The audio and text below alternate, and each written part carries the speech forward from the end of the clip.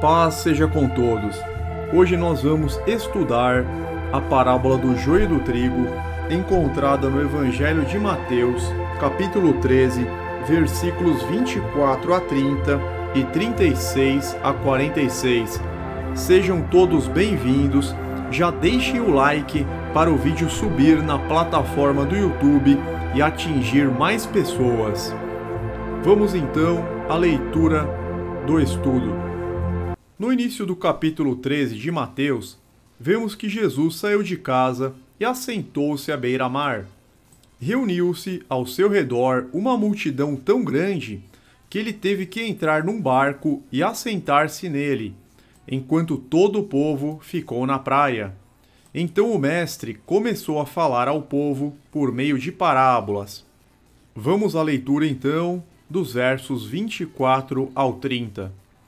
Jesus lhes contou outra parábola dizendo: O reino dos céus é como um homem que semeou boa semente em seu campo. Mas enquanto todos dormiam, veio seu inimigo e semeou o joio no meio do trigo e se foi. Quando o trigo brotou e formou espigas, o joio também apareceu. Os servos do dono do campo dirigiram-se a ele e disseram: O senhor não semeou boa semente em seu campo? Então de onde veio o joio? Um inimigo fez isso, respondeu ele. Os servos lhe perguntaram: O senhor quer que vamos tirá-lo? Ele respondeu: Não, porque ao tirar o joio, vocês poderão arrancar com ele o trigo. Deixem que cresçam juntos até a colheita. Então direi aos encarregados da colheita: Juntem primeiro o joio e amarrem-no em feixes para ser queimado. Depois juntem o trigo e guardem-no no meu celeiro. Nesta parábola, Jesus conta a história de um homem que semeou boas sementes de trigo em seu campo. Ao mesmo tempo, um inimigo semeou sementes ruins de joio em meio às sementes de trigo. Os empregados daquele homem se surpreenderam ao perceber que havia crescido joio em meio ao trigo naquela plantação. O instinto daqueles empregados agricultores dizia que eles deveriam arrancar esta erva daninha do meio do trigo para que este crescesse melhor. Porém, o dono da plantação os proibiu de fazer isso, já que o joio é muito parecido com o trigo e eles poderiam, por engano, arrancar as boas plantas junto com as ruins. Assim, a orientação do dono da plantação era que deixassem crescer os dois, até que na hora da colheita pudessem identificá-los plenamente e assim arrancá-los. O próprio Jesus, nos versículos 36 a 43 de Mateus 13, já apresenta algumas explicações a seus discípulos sobre os ensinamentos desta parábola. Vamos à leitura. Versos 36 a 43. Então ele deixou a multidão e foi para casa. Seus discípulos aproximaram-se dele e disseram: Explica-nos a parábola do joio no campo. Ele respondeu: Aquele que semeou a boa semente é o Filho do Homem. O campo é o mundo, e a boa semente são os filhos do reino.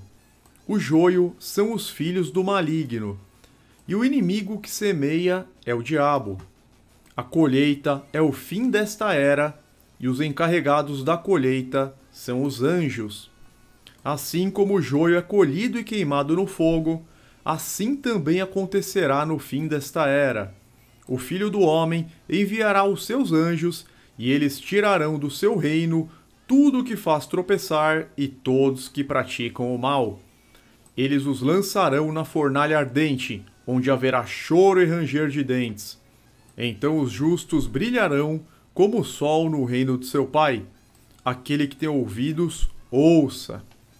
Então aqui, o próprio Senhor Jesus já nos dá uma boa explicação.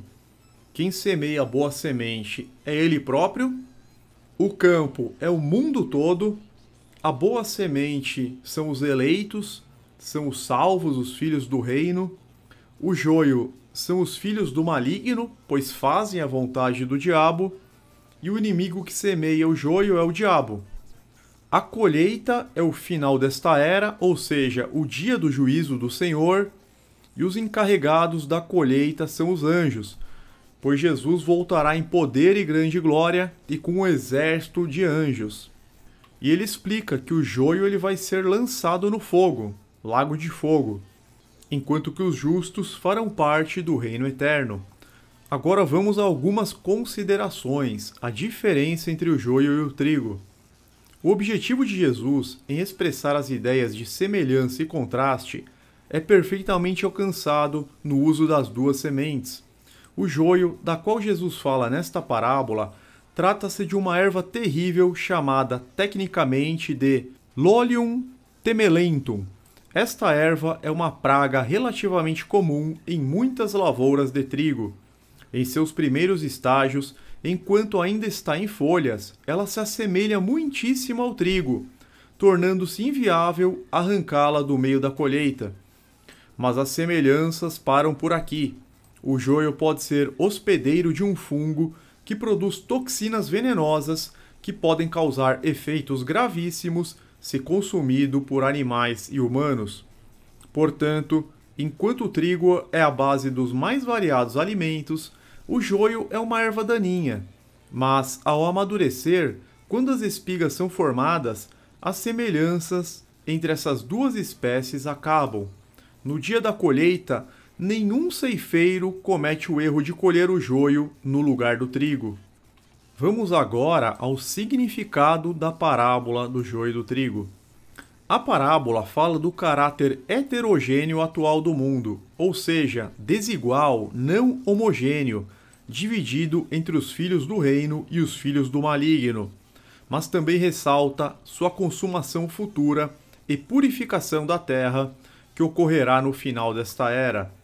Assim como em uma lavoura que, enquanto as plantas crescem, ervas indesejadas também crescem junto, assim também ocorre no mundo. Mas no final, tanto a lavoura quanto o mundo são submetidos a uma rigorosa limpeza. Isto ocorre no dia da ceifa. Neste dia, os ceifeiros separam o resultado oriundo da boa semente da praga que cresceu no meio dela. Então, o significado da parábola do joio e do trigo aponta para a realidade da existência do mal entre o bem no mundo atual. Em determinados estágios, o mal se alastra de uma forma tão sorrateira que é praticamente impossível detectá-lo. Mas o significado desta parábola também revela a verdade de que no final o Filho do Homem cuidará, por meio de seus anjos, de separar os justos dos ímpios. Neste dia, os ímpios serão tirados do meio daqueles que foram redimidos pelo sangue do Cordeiro. Os filhos do maligno serão perfeitamente distinguidos daqueles que se tornaram filhos de Deus e serão lançados no lago de fogo e enxofre. Mas os fiéis entrarão na bem-aventurança eterna. Eles estarão para todo o sempre ao lado do Senhor, na terra restaurada ao estado paradisíaco.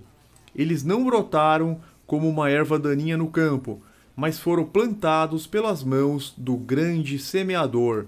Por intermédio de Cristo, receberam a adoção de filhos de Deus. Eles são frutos da boa semente, e a boa semente jamais resultará em praga. Apesar de muitas vezes terem que dividir a lavoura com o joio, o celeiro daquele que os plantou está reservado exclusivamente para recebê-los. Passamos agora para as lições da parábola do joio e do trigo.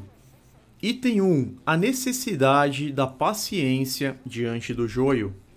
A ordem para deixar que o joio cresça no meio do trigo diz respeito à paciência, mas ao contrário do que alguns pensam, esta não é uma ordem para que o pecado seja tolerado no meio da igreja. Neste ponto não podemos ser ingênuos, mas atentos, pois um pouco de fermento pode levedar toda a massa. O pecado na igreja deve receber o devido tratamento, como vemos a admoestação do apóstolo Paulo em 1 Coríntios capítulo 5. Então vamos ao verso 6.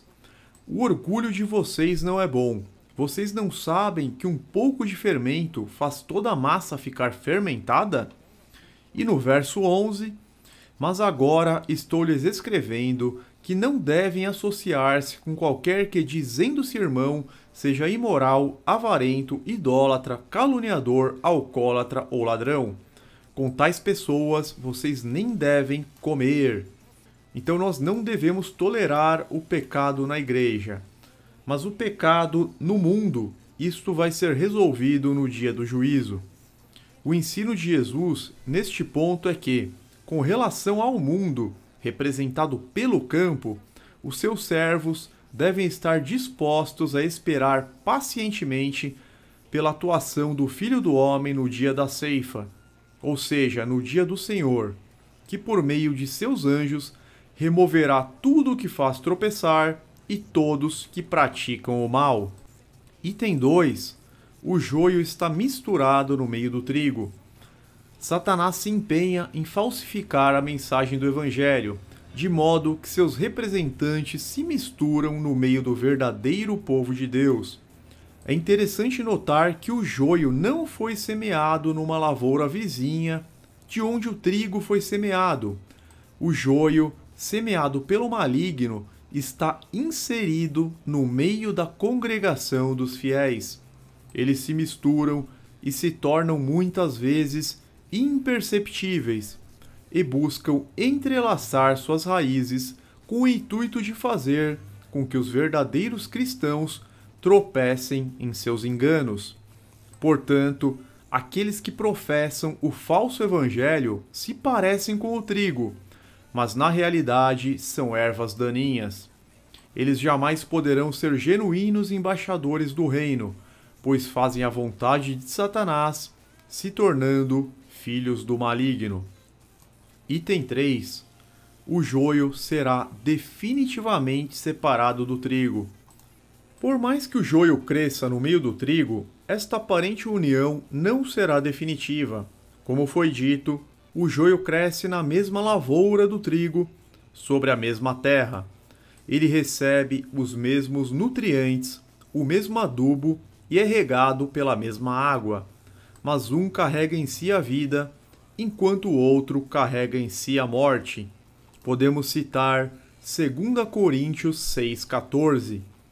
Não se ponham em julgo desigual com descrentes, pois o que tem em comum a justiça e a maldade, ou que comunhão pode ter a luz com as trevas?